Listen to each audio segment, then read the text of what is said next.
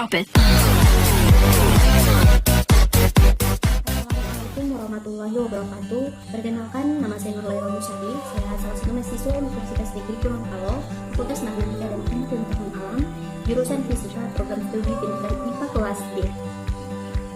Di sini saya akan menjelaskan materi saya, yakni hubungan antara sumber daya alam dan lingkungan dan pembangunan wilayah. Materi atau tugas ini saya buat untuk memenuhi tugas akhir dari mata kuliah ilmu lingkungan yang diampu oleh Bapak Kuliah Sosial SPD MPD. Baik, langsung saja pada pokok pembahasan. Pokok pembahasan yang saya buat terbagi menjadi 4. Yang pertama yaitu pengertian dari sumber daya alam dan lingkungan. Dan kedua, hubungan antara sumber daya alam dan lingkungan dengan pembangunan wilayah. Ketiga, kebijakan pembangunan nasional di bidang sumber daya alam dan lingkungan hidup. Dan keempat, atau yang terakhir, yakni program-program pembangunan. Baik, saya akan langsung menjelaskan pengertian dari sumber daya alam dan lingkungan. Pada pembahasan pertama, ini sumber daya alam adalah semua bahan yang ditemukan manusia dalam alam yang dapat digunakan untuk kepentingan hidupnya. Sedangkan pengertian dari lingkungan adalah segala sesuatu yang ada di sekitar manusia yang mempengaruhi perkembangan kehidupan manusia baik langsung maupun tidak langsung. Di lingkungan bisa dibedakan menjadi lingkungan biotik dan abiotik. Pada lingkungan biotik yaitu seperti di lingkungan sekolah ada teman-teman sekolah, bapak ibu guru dan karyawan, dan semua orang yang ada di sekolah juga, seperti jenis tumbuhan yang ada di kebun sekolah serta hewan-hewan yang ada di sekitar sekolah tersebut, itu termasuk dalam lingkungan biotik. Sedangkan abiotik yaitu seperti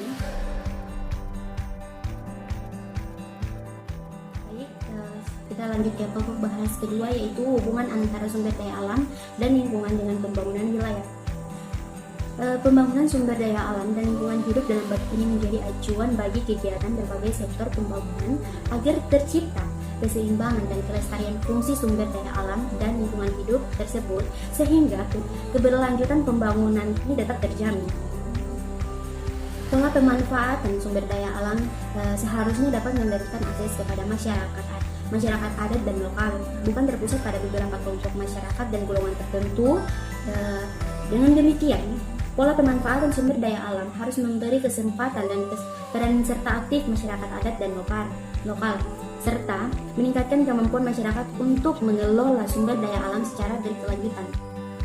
Peran pemerintah dalam perumusan kebijakan pengelolaan sumber daya alam harus dioptimalkan, karena sumber daya alam ini sangat penting perannya, terutama dalam rangka meningkatkan pendapatan negara melalui mekanisme pajak, retribusi, dan bagi hasil yang jelas dan adil, serta perlindungan dari bencana ekologis yang sejalan dengan otonomi daerah.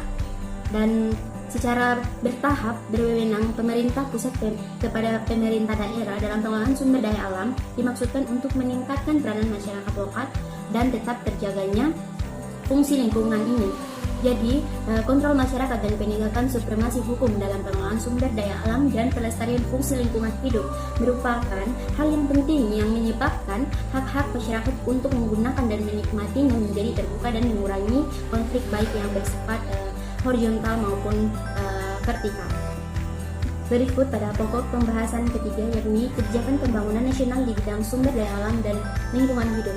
Nah, di sini saya akan menjelaskan pada dasarnya kebijakan pembangunan nasional di bidang sumber daya alam dan lingkungan hidup itu merupakan upaya untuk membudidayakan sumber daya alam untuk sebesar-besarnya demi kemakmuran rakyat dengan memperhatikan kelestarian fungsi dan keseimbangan lingkungan hidup, pembangunan yang berkelanjutan, kepentingan ekonomi dan budidaya masyarakat lokal, serta penataan ruang untuk mencapai tujuan dan sasaran yang telah ditetapkan di atas. GBHN 1999-2004 mengamanatkan pertama, yaitu mengelola sumber daya alam dan memelihara daya dukungan agar bermanfaat bagi peningkatan kesejahteraan rakyat dari generasi ke generasi. Yang kedua, yaitu meningkatkan pemanfaatan potensi sumber daya alam dan lingkungan hidup dengan melakukan konservasi, rehabilitasi, dan penghematan penggunaan dengan menerapkan teknologi ramah lingkungan. Dan yang ketiga, menerapkan indikator yang memungkinkan pelestarian kemampuan keterbaharuan dalam pengelolaan sumber daya alam yang dapat diperbarui untuk mencegah kerusakan yang tidak dapat dibalik. Dan yang keempat, mendelegasikan secara bertahap wewenang pemerintah pusat kepada pemerintah daerah dalam pelaksanaan pengelolaan sumber daya alam secara selektif dan pemeliharaan lingkungan hidup sehingga kualitas ekosistem tetap terjaga, yaitu diatur dengan undang-undang. Dan yang kelima, yaitu yang terakhir, mendayagunakan sumber daya alam untuk sebesar-besarnya demi kemakmuran rakyat dengan memperhatikan kelestarian fungsi dan keseimbangan lingkungan hidup dengan pembangunan yang dua kali berkelanjutan, kepentingan ekonomi budidaya masyarakat lokal serta penataan ruang yang pengusahaannya itu diatur dengan menggunakan undang-undang. Baik, kita langsung saja pada pokok bahas keempat atau pokok bahas terakhir, yaitu program-program pembangunan.